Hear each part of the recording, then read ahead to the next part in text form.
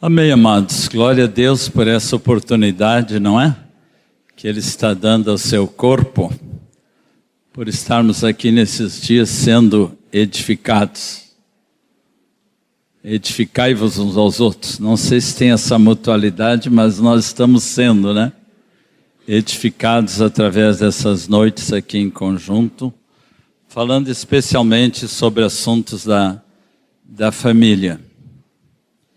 Eu quero dizer para os irmãos aqui, principalmente os jovens, que estão já ouvindo esses assuntos, que ainda não casaram, que vocês estão sendo uns privilegiados. Ainda ontem falava com uma mocinha aqui que, conversando com ela concordava com isso. Porque eu lembro do meu tempo, antes de casar, já estava noivo. Como eram escassas as literaturas sobre esse assunto de família.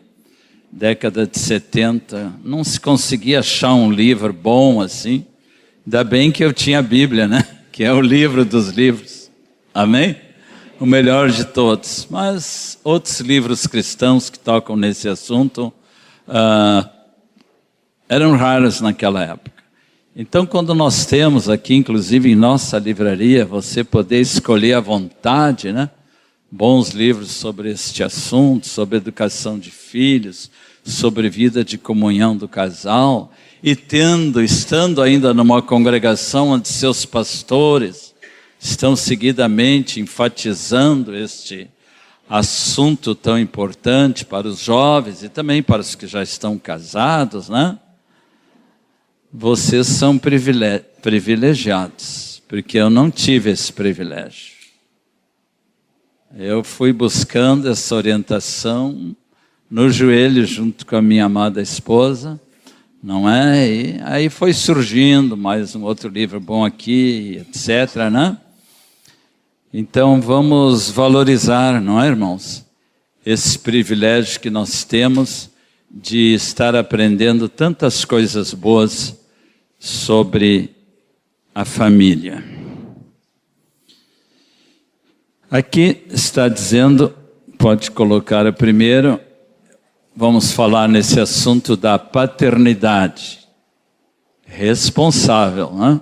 Isso quer dizer, você é pai, mas não de qualquer jeito. Pai que assume o seu compromisso de pai, não é? Tomando como modelo o próprio Pai Celestial. Paulo, escrevendo em Efésios 3,14, diz: por esta causa me ponho de joelhos diante do Pai, de quem toma o nome toda a família, tanto no céu como sobre a terra. A palavra família aqui, segundo o original grego, vem da palavra pai. Aqui a palavra é patria, quer dizer, está o próprio nome do pai ali dentro disso. Patria seria a família, e no próprio vocábulo, na própria palavra, dá a entender que a família é governada pelo pai e que a nossa paternidade provém de Deus Pai. Não é o que está escrito aqui? Diante do Pai, de quem toma o nome toda a família. Se nós pudéssemos usar um neologismo, né, como se diz, uma palavra nova na nossa língua que não existe, nós poderíamos dizer que usar a palavra pai-milha. Pai-milha, família porque vem do Pai. Então, o varão de Deus, o homem de Deus, como já foi falado ontem aqui, não é? É aquele ao qual Deus incumbiu na família o governo do lar. E essa paternidade precisa ser bem exercida, porque é uma coisa muito linda isso, querido irmão, estou falando especialmente para os homens agora, você estar consciente que você representa Deus, o Pai, dentro da sua casa. Então as primeiras noções que o teu pequenino recém-nascido vai obtendo da própria essência do que é Deus, quem é Deus, que Deus é Pai, não é? Ele vai recebendo esta revelação através de você, papai, com sempre a ajuda da sua esposa ao seu lado como auxiliadora. Então, queridos homens de Deus, vocês têm uma séria incumbência, amém? Muito importante, de representar nada mais, nada menos do que Deus para seus filhos. Quando a gente entende isso, ficamos até com temor, né? Quase sacudindo de temor, né? Diante dessa responsabilidade. Ai, Senhor, se é assim, me ajuda a te representar bem dentro da minha casa, para que meus filhinhos vão te conhecendo, possam ver o teu rosto através de mim. Feliz a criança, feliz o nenezinho recém-nascido, que já vai podendo assimilar essa presença de Deus, presença de Jesus, presença do Espírito Santo dentro da sua casa. Então, é uma maravilha que cada um de nós, pais, especialmente os homens, temos, né, de sermos o representante de Deus dentro de casa. E brevemente eu sei que uma criança que vai enxergar Jesus na tua vida, tanto no pai como na mãe, não vai demorar muito, ela vai se converter. Ela vai receber esse Deus no seu coração, ela vai ter um encontro vivo com Jesus, ela vai passar a amá-lo, porque ela encontra coerência, aquilo que o pai transmite, aquilo que o pai ensina, ele está vivendo. Então não esqueça, varão de Deus, que essa é uma responsabilidade muito grande, não é? E Paulo estava bem consciente disso quando ele orou aqui nesse lindo trecho de Efésios 3, 14 em diante, não é? Onde diz de quem toma o nome toda a família. Nós então representamos Deus Pai. Olhando para a figura de Cristo, que é o Filho, que também chama-se o Pai da eternidade, conhece o texto de Isaías 9,6, né? Um menino se nos deu, um filho Deus nos deu, e o seu nome será, vocês sabem, né? Vamos fazer assim? Maravilhoso, como eu faço com as crianças. Maravilhoso, Conselheiro, Deus forte, Pai da eternidade, Príncipe da paz. 5 nomes de Jesus profetizados. Jesus também foi pai de seus discípulos. Jesus também é pai de todos os filhinhos que se convertem e passam a fazer parte da sua família. E podemos então, volta atrás, podemos então lembrar os ofícios de Cristo, estudando na palavra. Você pode ver na palavra que Jesus é profeta, é o sumo sacerdote e é o rei. E cada um destes ofícios ou funções de Cristo são muito importantes. Claro que aqui nós vamos ter muito tempo para dissecar tudo isso aí e comentar. Mas no nosso livro, na página 67, vocês veem os versículos correspondentes que estão falando o que faz um profeta. Assim como Cristo é para a sua igreja o profeta que nos transmite o Logos, o Rema, a palavra de Deus, edificando, exortando e nos consolando, assim como Jesus é o sumo sacerdote que penetrou além do véu e até hoje intercede por nós, e assim como ele é o rei que governa sobre a sua igreja, nós pais herdamos essas importantes funções de Jesus para, como profeta, transmitir a palavra de nosso Deus aos nossos filhos, à nossa esposa. O texto de 1 Coríntios 15,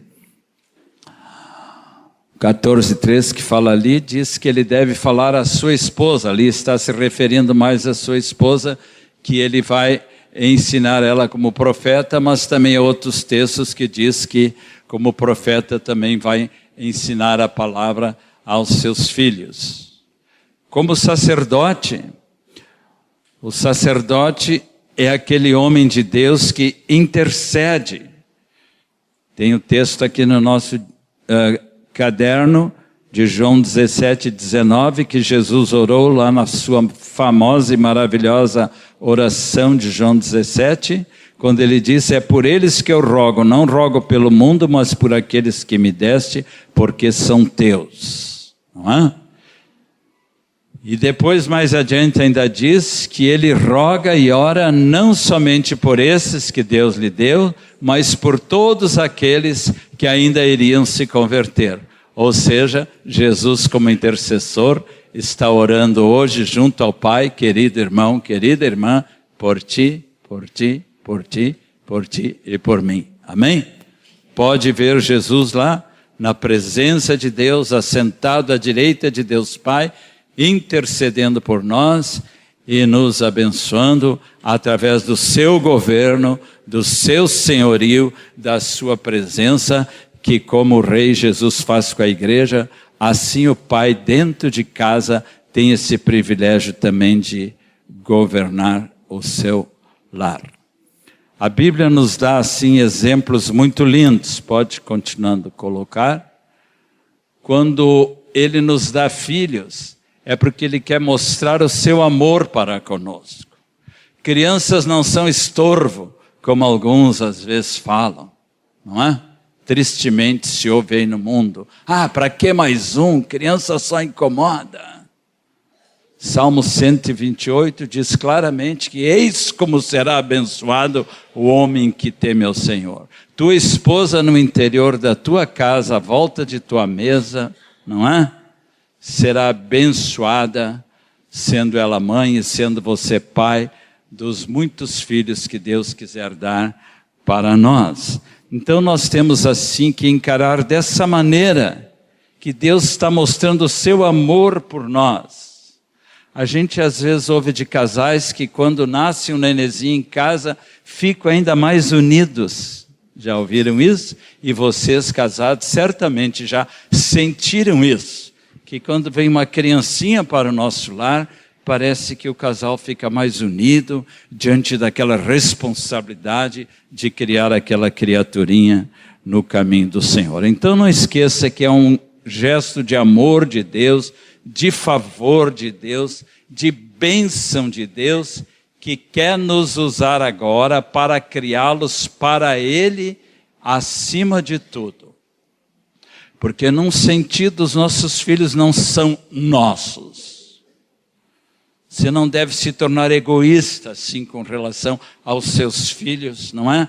Porque os seus filhos são de Deus em primeiro lugar. Amém? E para Ele voltarão. Mas Deus, na sua bondade e misericórdia, está contando contigo, papai, está contando contigo, mamãe, para que vocês sejam esses instrumentos nas mãos de Deus Pai para encaminhar, eu gosto dessa palavra, encaminhar essa geração que Deus está levantando dentro da sua casa para ir seguindo a Ele. Eis como será abençoado o homem que teme ao Senhor, e verás até os filhos dos teus filhos, ou seja, você será um vovô feliz, como eu já sou, de 9 netos, né? Você será uma vovó realizada, não é? Quem sabe ainda vou ver meus tataranetos. Será que vou ver, Motir? Tu também, viu? Glória a Deus. Então Deus quer nos abençoar através, dando-nos gerações de filhos e filhas e netos e tataranetos abençoados por Ele. Glória a Deus. Nosso avô Moisés já é bisavô, né? Então, queridos, Deus é o Deus de gerações. E Ele quer, assim, abençoar gerações inteiras. Muitas vezes Deus é chamado especialmente no Antigo Testamento, o Deus de Abraão, quem mais? O Deus de Isaac, o Deus de Jacó. E através de Jacó, daqueles seus filhos, né, Deus levantou 12 homens, 12 filhos que formaram a grande nação de Israel, que era o povo escolhido por Deus na época, não é? Para que as gerações continuassem sendo abençoadas. O Salmo 78 fala muito claramente sobre isso, e os irmãos deveriam ler este Salmo, uma boa leitura para amanhã, porque diz que Deus vai abençoando as gerações, as futuras gerações que virão, e assim vai indo. Deus quer que o seu nome se torne conhecido das gerações em diante, para a glória de seu nome. Temos até exemplos maravilhosos na própria vida de Ottokar, né? Ottokar já me contou, você já é de 6 ou 7 gerações, né, Ottokar?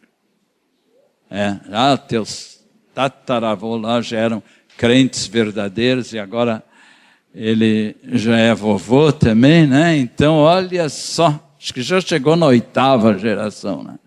De pessoas assim que estão seguindo a Jesus. Esse é o propósito de Deus, que através de um homem e uma mulher de Deus, quando se unem, abençoar todas as gerações que virão, não é? Talvez terão o mesmo sobrenome, né? E estarão sendo ricamente abençoadas. Mais um pouquinho. Filhos pequenos. Bom, aqui tem um versículo muito forte, muito importante, que vocês podem dizer junto comigo. Ensina a criança no caminho em que deve andar, e ainda quando for velho, não se desviará dele. É muito importante a gente obedecer este texto de Provérbios 22:6. Se a ênfase da palavra do nosso Deus é tão forte no ensino da criança, tem um outro texto que eu gosto muito de ligar com esse aí, é de Provérbios 1:8. Provérbios capítulo 1, versículo 8. Filho meu, ouve o ensino de teu pai e não deixes a instrução de tua mãe. Ou seja, tanto o papai como a mamãe são cooperadores com Deus, a mamãe sempre auxiliando, né? Para ir instruindo a criança desde a mais tenra idade. Na verdade, já começa onde? Aqui no ventre. Já começa a criança a aprender e ser abençoada através do Espírito Santo, desde o primeiro momento que a mamãe descobre o papai que está sendo gerado um bebezinho dentro de seu ventre. Então a primeira expressão de uma serva, de um servo de Deus, quando descobre isso, né? É dizer, aleluia, Senhor, glória ao teu nome. Dá-me agora a graça, dá-me agora a sabedoria, dá-me disposição, dá-me alegria, Senhor, que vem de ti para criar essa pequena criaturazinha no teu caminho. E a propósito, ela ainda é uma criaturazinha, porque ela precisa se converter. Ao contrário do que muita gente fala, as crianças não são assim umas santinhas que já nascem santas, puras, cheias de graças e de virtudes, não é? Vocês que têm crianças pequenas ali, quando estão chegando a 1 aninho, né? Já começa a ver algumas coisas bem características do Adãozinho, né? Da Evinha, com birra, com teimosia, com resmungo, aprendendo a dizer não. Uma das primeiras palavras parece que elas aprendem. Que bom seria, né? Que os nossos filhinhos, a primeira palavra que aprendesse já fosse Jesus. Amém? De tanto que os pais estão orando e abençoando seus filhos, e ensinando elas a orar. Algum pai ou mãe já me contou isso aí. Olha aí, primeira palavra que ela diz, Jesus, Jesus, nem sabe falar direito ainda, Jesus. De tanto que Jesus faz parte daquela família. Mas, conforme a palavra do nosso Deus, só vou citar esse versículo aqui do Salmo 51, a criança já nasce em pecado. Disse Davi, né? Eu nasci em iniquidade, em pecado me concebeu minha mãe. A palavra diz que todos pecaram. Nós precisamos, na verdade, nascer de novo para deixar de ser criatura para se tornar filho. João 1, 11, 12 é muito claro. Veio para o que era seu, e os seus, que era o povo judeu, não o receberam. Mas, eu gosto dos mas na Bíblia. Mas, vocês sabem, mas a todos quantos o receberam, deu-lhes o poder de serem feitos filhos de Deus, a saber, aos que creem no seu nome. De novo, mas a todos os que o receberam, deu-lhes o poder de serem feitos filhos de Deus, a saber, os que creem no seu nome. Então a criança precisa deixar de ser uma criatura pecadora que já nasce em pecado para se converter, para receber a Cristo. Daqui a pouco eu estarei falando desse momento na nossa vida familiar, porque ele é um momento muito importante. Muito bem, vamos ler esse versículo aqui. E vós, pais, não provoqueis vossos filhos à ira, mas criai-os na disciplina e na admoestação do Senhor. Uma definição de disciplina, que está aqui no nosso caderno, diz que a disciplina, página 70, podiam sublinhar, terceiro parágrafo. Quando a Bíblia fala em disciplina no contexto da família, agora, significa o estabelecimento da ordem de Deus no lar, que será mantida através do pai, mediante o ensino e aplicação dos princípios bíblicos à vida dos filhos. Entenderam? Não está escrito aqui, mas está escrito aqui. Então, o pai, especialmente como líder, autoridade, vamos dizer, que representa o governo de Cristo na terra, representa Deus Pai, ele vai estabelecendo a ordem, que é outra palavra para o reino de Deus, seria até melhor. O reino de Deus no lar, que vai sendo mantida essa ordem, esse reino, mediante o ensino e aplicação dos princípios bíblicos à vida dos filhos. Aí vai vir já desde que a criança se converte, o que nós chamamos o discipulado dos filhos. Reparem que a palavra disciplina tem a mesma raiz de discipulado. Essa é uma palavra disciplina que vem do verbo latino dicere, que quer dizer aprender. A criança está num aprendizado. Aprendei de mim, disse Jesus. Aprendei de mim, que sou manso e humilde de coração. Não é? Então nós, como os ensinadores, como os formadores de vida, não apenas de opinião, como falo aí no mundo, mas de vidas formadas à semelhança de Cristo, devemos ir estabelecendo essa disciplina. Reparem, disciplina não é logo usar a vara, como alguns pensam. Agora vem as 3 etapas, não é? E essas 3 etapas, que eu gosto bastante de mastigá-las, né, junto com o auxílio da Heloísa, em nosso curso de casais, que muitos aqui já fizeram, né? Aí a gente conversa sobre cada uma dessas etapas tão importantes, não é? Procurando levar assim a criança a ser, em primeiro lugar, bem instruída. Com os nossos filhinhos pequenos, quando recém eles começavam a falar as primeiras palavras, nós já ensinávamos versículos bíblicos. Peguem aqueles facezinhos, Deus é amor. Pela graça sois salvos, mediante a fé.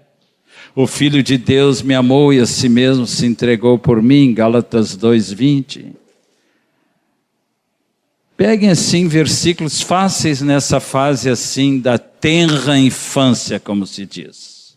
Essencialmente assim dos 6 meses até 5 aninhos de idade. E a criança que já tem o privilégio de ouvir no ventre materno, desde o ventre materno, a voz da mamãe e do papai, ela já vai nascer, né, com alguma coisa a mais. Eu sei de uma mãe que congrega aqui entre nós, que decidiu ler todo o Novo Testamento em voz alta, enquanto ela estava grávida da primeira filha. Que exemplo bonito. Em voz alta, para que o nenezinho, né, já no ventre da mãezinha, pudesse ir aprendendo, ouvindo, ou vocês acham que ela não ouve? Está mais que comprovado, né? Psicologia explica que as crianças já vão assimilando muita coisa do mundo exterior, tanto para o mal, como para o bem. Crianças que às vezes têm sérios problemas psicológicos, pode ser que tiveram um trauma durante a gestação, porque a mãe disse assim quando soube que estava grávida: ai, logo agora um filho que eu não queria. Isso é uma flechada no coraçãozinho de uma criança. Ou durante a gestação toda, que vai ouvindo coisas assim. No mundo isso acontece, mas nós no reino estamos aqui para abençoar nossos filhos, amém? Para amá-los, para ensinar-lhes a doce palavra de Deus, desde a mais tenra idade. Então vão ensinando versículos bíblicos belos, fortes, Salmo 23, né? Eu sei que eu ensinava para meus pequeninhos assim, vamos aprender hoje. O Senhor é meu pastor. Aí pega o dedo assim, ó. No meu vocês pegam o dedo assim. Vamos praticar? O Senhor é meu pastor, nada me faltará. Está aí um versículozinho simples, né? Para ensinar para as crianças.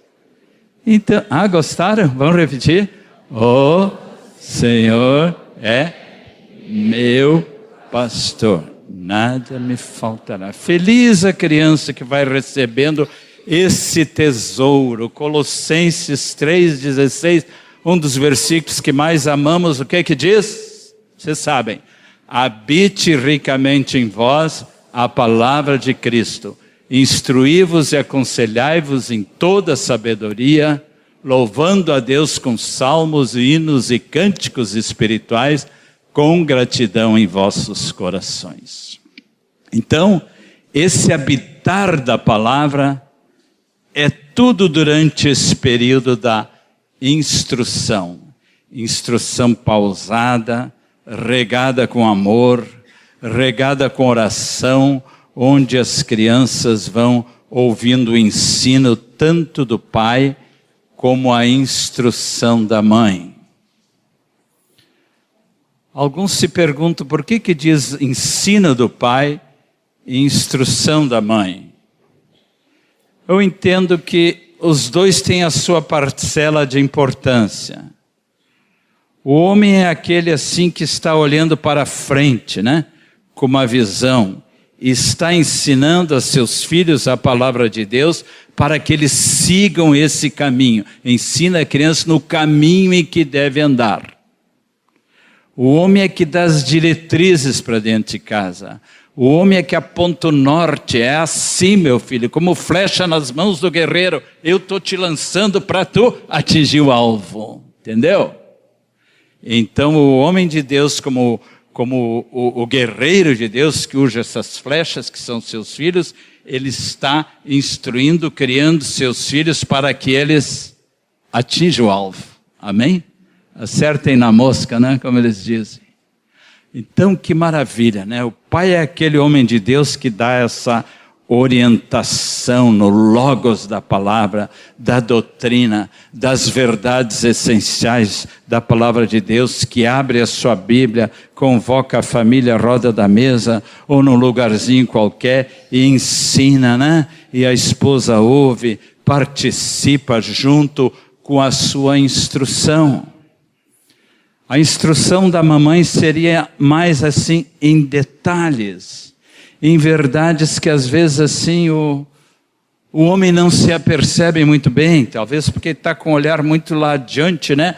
A mamãe é perita nas minúcias, não é verdade? Ela sabe mastigar a comidinha para o seu filhinho, né? Aquilo que o pai ensina em casa, a mãe durante o dia, especialmente aquelas que têm o privilégio de ficar em casa com seus filhos, né? Durante o dia, vão mastigando, vão instruindo com detalhes, muitas vezes lembrando o que o papai falou. O que o pai disse ontem, quando nós fomos dormir? Ah, que tem que deixar Jesus reinar. E tu acha que é bonito deixar a casa, o teu quarto aí nessa bagunça? Vamos arrumar esses brinquedos. Vem cá, eu vou te ajudar. Muitas vezes a mãe tem que ajudar para dar o exemplo, para mostrar para a criança como é que se faz certas coisas, né? Não é dar uma ordem, agora te vira. Não é assim.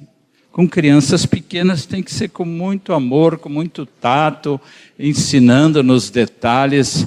E as mamães nessas tarefas aí são maravilhosas. Amém, papais? Nós não somos tanto, né?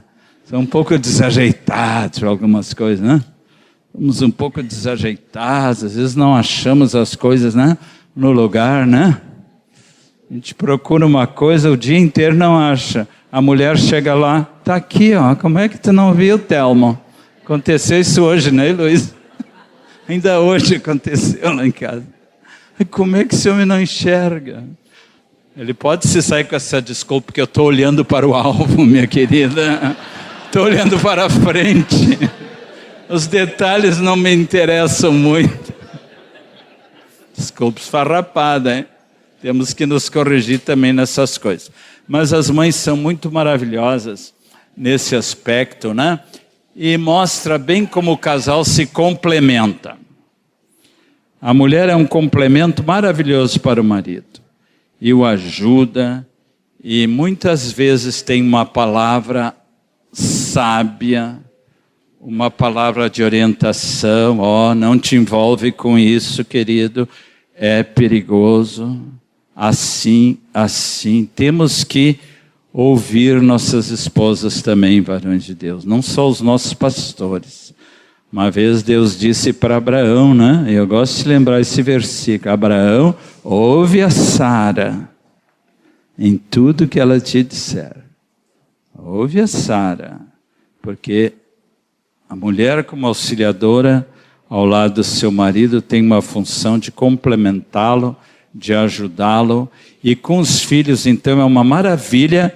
E eu gosto muito desse versículo de Provérbios 1:8, que diz que os dois estão participando juntos no ensino do filho. E a instrução da mãe.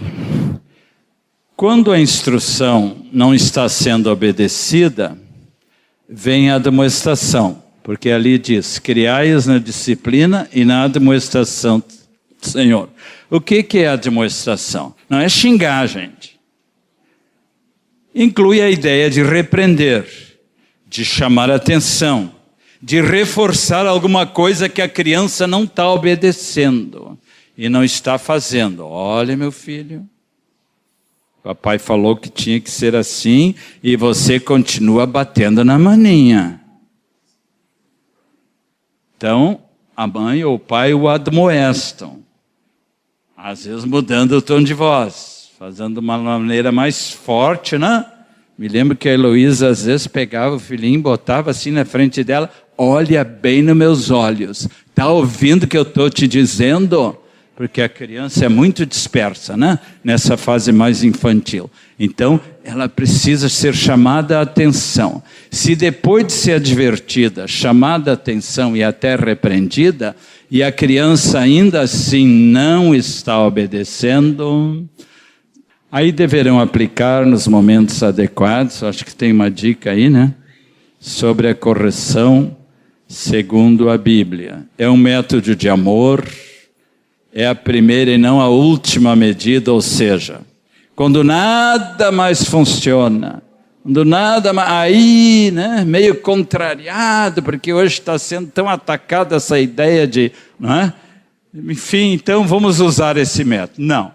Se você percebe que a sua criança, depois de instruída e admoestada e advertida, está teimosamente desobedecendo, é a hora de usar a vara como instrumento de amor, irmãos. Não estamos aqui falando de espancamento de crianças, Deus nos livre, né? Porque é um método ordenado por Deus e preferencialmente diz aqui que é o pai que deve usá-la, porque o pai representa uma autoridade mais forte dentro de casa.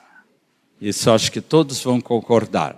A não ser se o pai é um homem muito frouxo, que não assume, né?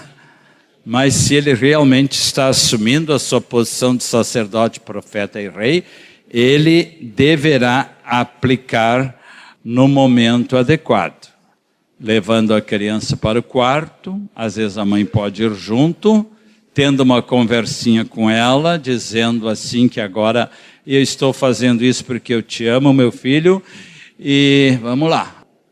Claro que não é espancamento, não estamos falando disso.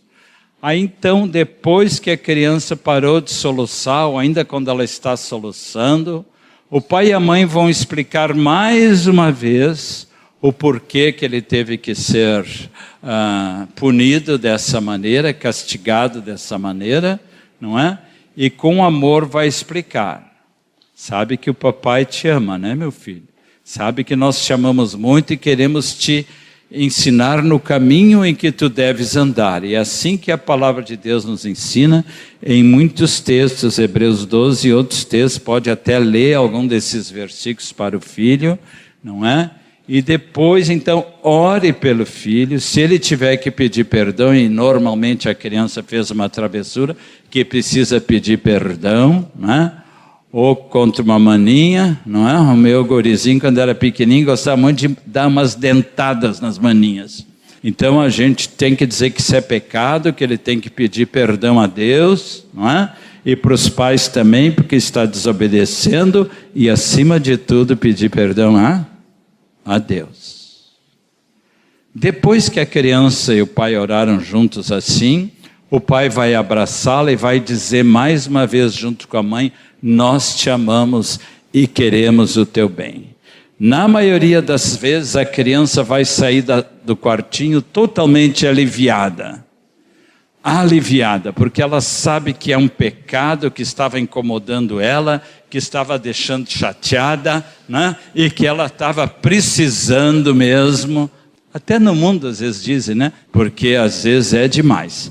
Então nós temos que usar esse método, evitando punições violentas, depreciativas. O antes e depois eu já falei agora mesmo. Quando não cabe a correção, isso aqui é muito útil para os pais, porque às vezes os pais nos perguntam, né, sobre isso. Isso está na página 75. Quando você nota que a criança, estou pensando mais nas crianças menores, né, que ainda não têm a devida coordenação motora, estão lá com um copo de Nescau na mesa e derramam, não é? E às vezes em algumas famílias a primeira reação da mãe: sujou minha toalha limpinha, e já dá um tapão na criança, não é? Ou estava brincando ali pela sala, derruba um rico bibelô chinês, né? Ou não sei de onde, que quebra. Ai, custou tão caro. O que é mais importante, teu filho ou um bibelô? Então, nessas horas, nós temos que orar a Deus, pedir sabedoria para não nos deixar dominar pela ira. Às vezes elas só estão fazendo criancices, brincadeirinhas simples. Às vezes a criança pode estar frustrada e não é o momento de ela receber uma punição. Então o pai tem que ser assim, tem que entender um pouquinho de psicologia infantil, né? Mas principalmente com a ajuda do Espírito Santo, para discernir certas coisas especialmente quando não é a hora da correção. Às vezes os pais dão informação incompleta e a criança diz assim, mas eu nem sabia. E às vezes ela tem razão. Eu nem sabia. E outro que eu gosto muito de salientar. Vamos ler esse versículo de Tiago 1:20. A ira dos homens não produz a justiça de Deus. Pelo amor de Deus, posso dizer assim? Querido papai, não bata no seu filho com ódio, com raiva. E quando acontece alguma coisa que vem aquela ira que não é nada santa, né? Que é uma ira carnal mesmo, que você está a ponto às vezes de dar um tabefe violento no filho, né? Ou seja, o que for, né? Conte até 10 primeiro. Ou melhor, ore ao Senhor. Senhor, me dá sabedoria agora. Antes de já despejar sobre a criança, como agir nessa situação? Né? Havia situações às vezes tão difíceis que eu ficava olhando para a Heloísa e ela para mim, e agora, o que se faz? Né? Eu acho que muitos casais já passaram por isso, né? Mas irmãos queridos, eu sei que o Espírito Santo vai nos dar a sabedoria para nós não nos deixar levar pela ira, porque a ira do homem não produz a justiça de Deus. Eu uma ou outra vez bati nos meus filhos movido por ira, não por amor, não é? Mas minha esposa me ajudou, Thelma, acho que tu tem que pedir perdão para o filho, por causa da maneira brusca que você falou com ele, repreendeu e bateu nele, isso aí não vai dar resultado, né? No momento eu não gostei muito daquela observação, mas o bendito Espírito Santo, né? Foi falando comigo, tua mulher mais uma vez tem razão. Ouve a tua Heloísa em tudo que ela te disser. Né?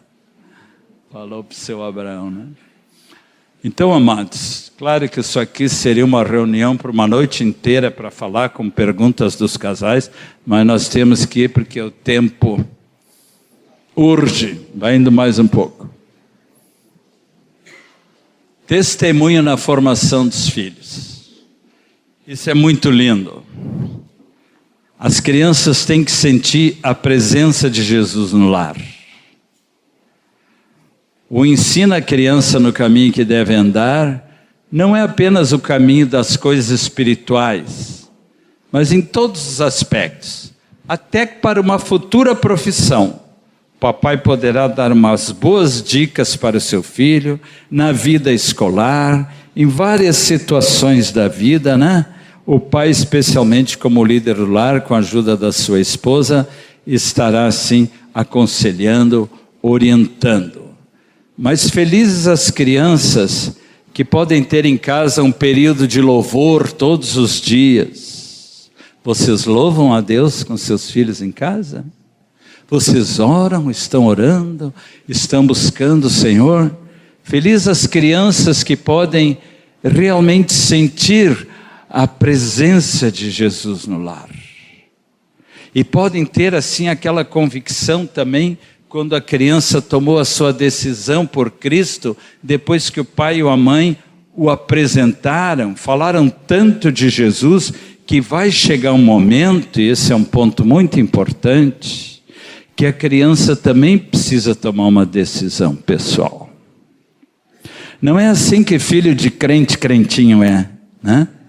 Filho de discípulo, discipulinho é, já por osmose, tá certo? Então, uma vez tu explicou o que é osmose, né? Um processo lá que naturalmente vai acontecendo, né? Não, não é assim. Ninguém vai ser salvo, ninguém vai para o céu agarrado na saia da mãe. Porque Deus não tem netos, só tem filhos. Aqueles que se convertem pessoalmente a Cristo, e isso inclui o teu filhinho. E essa decisão deverá acontecer, querido papai, querida mamãe, no momento oportuno, no kairós de Deus, no momento oportuno, no tempo de Deus, quando vocês perceberem que seu filho não tem certeza da salvação, quando o seu filho ainda anda muito assim, perturbado pelo pecado, por coisas que ele faz que não foram bem resolvidas, está com dúvidas, está com temor, está com sentimento de culpa. Há tantas coisas que afetam as nossas crianças. Mas então o pai e a mãe, com amor, com sabedoria, irá perceber qual o momento certo para a decisão por Cristo. Na vida do meu filho, eu me lembro que ele com 7 anos disse assim para mim, e aquela pergunta dele me ajudou muito. Pai, como é que eu posso ter certeza da minha salvação? Aleluia, era isso que eu queria ouvir, né? Quase parei o carro, estávamos subindo uma lomba. Aí o momento não era muito apropriado, em casa eu te explico, tá? Ele já tinha ouvido falar disso, já tinha até se entregado a Jesus, mas ele ainda não tinha certeza. Aí quando chegamos em casa, né? Orei com ele, ele reforçou a sua decisão por Cristo. E desde então foi caminhando bem na vida cristã, depois com 9, 10 anos, né, Luiz? Foi batizado nas águas, foi batizado no Espírito Santo. Os casais não devem temer, porque o lar, a família onde Cristo Jesus é presença diária, mais cedo ou mais tarde, Jesus vai entrar no coração dele e eles vão se converter de verdade. Uma vez uma mãe me contou, quando foi orar com o filhinho de noite. Filhinho, como é que tu sabe que Jesus está contigo? Porque a criança estava muito alegre, depois que tinha tomado uma decisão. Ela disse assim para a mãe, eu sei, porque ele está se mexendo. Eu gosto de contar essa história, alguns já ouviram, né? Porque ele está se mexendo. Ou seja, a presença de Jesus era tão real no coração daquela criança, que ela sentia, né, que ele estava realmente ali. Mas não é só por sentimento, não é só por uma linda emoção, mas a criança, ao tomar uma decisão sincera, ela vai ter essa certeza que vem de Deus. Com as nossas meninas aconteceu mais cedo um pouquinho. Uma se converteu aos 3 aninhos e a outra com os 4. Pode, eu pergunto, pode ou não pode? Pode. Não esqueça que Jesus falou desses pequeninos que creem em mim. Como é que tu vai duvidar da operação do Espírito Santo no coração do teu filho, argumentando às vezes assim como às vezes se ouve por aí? Não, só depois dos 12 anos.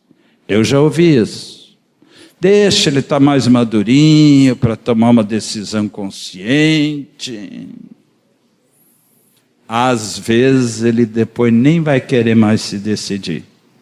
Quem sabe até ele queria fazer isso na infância e movido por essa ideia aqui, que não sei como entrou aí no mundo cristão, né? De dizer que só depois dos 12 anos.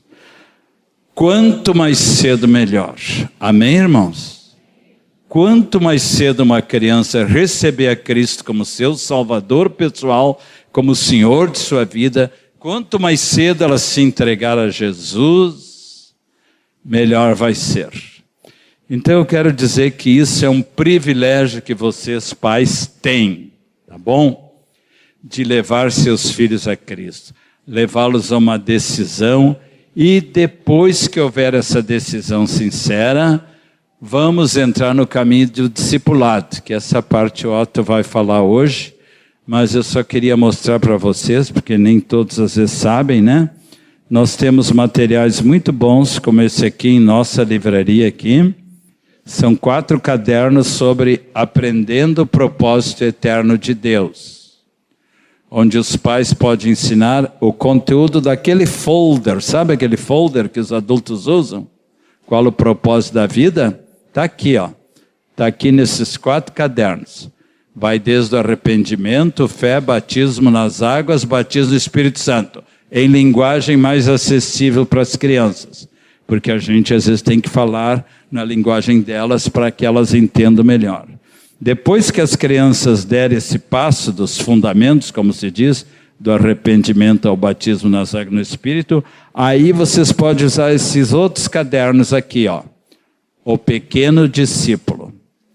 que ensina de maneira simples verdades básicas do discipulado na vida das nossas crianças. Pais, vocês têm esse material precioso feito aqui por nós, a Igreja de Porto Alegre, em comunhão com a Igreja de Blumenau, que produziu esse material visual aqui, com lindas figuras. Então isso aí tem aqui na nossa livraria e deve ser usado pelos queridos casais.